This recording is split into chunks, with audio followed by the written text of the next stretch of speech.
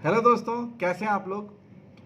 आज अष्टमी है, दुर्गाष्टमी के नाम से भी जानते हैं हम इस दिन को। और आज महागौरी का दिन है।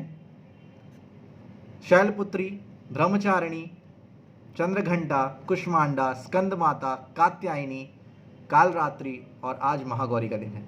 तो इनका श्लोक मैं पहले पढ़ देता हूँ। श्वेते वृषे समारूढ़ा श्वेतांबरधरा शुचि महागौरी शुभम दद्यान महादेव प्रमोददा। इनसे रिलेटेड एक कथा है, पहले मैं वो सुना देता हूँ।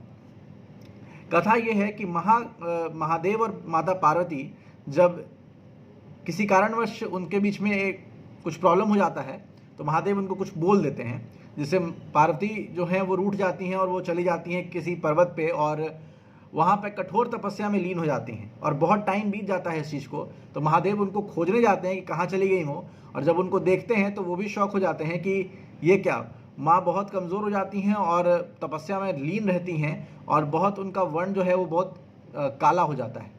तो उस वक्त महादेव उनको देखते हैं और उनकी तपस्या से खुश होकर वरदान भी देते हैं और उनको गंगा जल से उनका स्नान कराते हैं। और स्नान के बाद उनका माँ का जो वर्ण है बिल्कुल ही गौर वर्ण की हो जाती हैं, श्वेत हो जाती हैं, शंख चंद्र और कुंद के फूल के जैसी हो जाती हैं। उनका वर्ण गौर श्वेत हो जाता है, जिसके वजह से उनका नाम गौरी पड़ता है। और ये सब देखकर जो देवता और ऋषिगण हैं वो सब कहते हैं सर्व मंगल्य मांगल्ये शिवे सर्वार्थ साधिके शरण्ये त्र्यंबके गौरी नारायणी नमोस्तुते, ये बोलते हैं, जो बहुत फेमस श्लोक भी है। माँ का जो वाहन है वो वृषभ है। उनकी 4 भुजाएं हैं, एक में त्रिशूल, एक में डमरू। उनको शांक भरी के नाम से भी जाना जाता है। महागौरी के रूप में माँ अत्यंत करुणामयी, स्नेहमयी और शांत और मृदुल होती हैं। बहुत एकदम श्वेत वर्ण के साथ साथ इनका वस्त्र भी श्वेत होता है।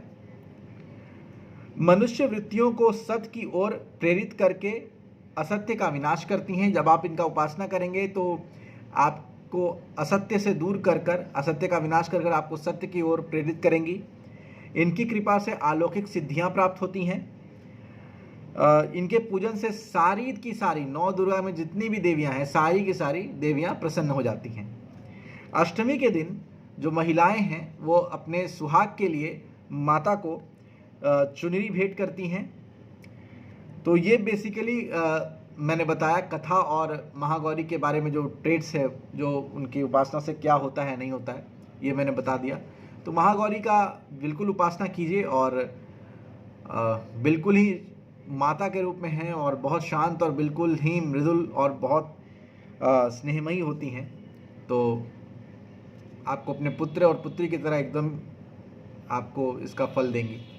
तो ये बेसिकली आज का वीडियो है। और कल हम लोग सिद्धिरात्रि पे बात करेंगे। नवमी है कल, तो कल नवरात्र का आखिरी दिन है, तो उस दिन बात करेंगे।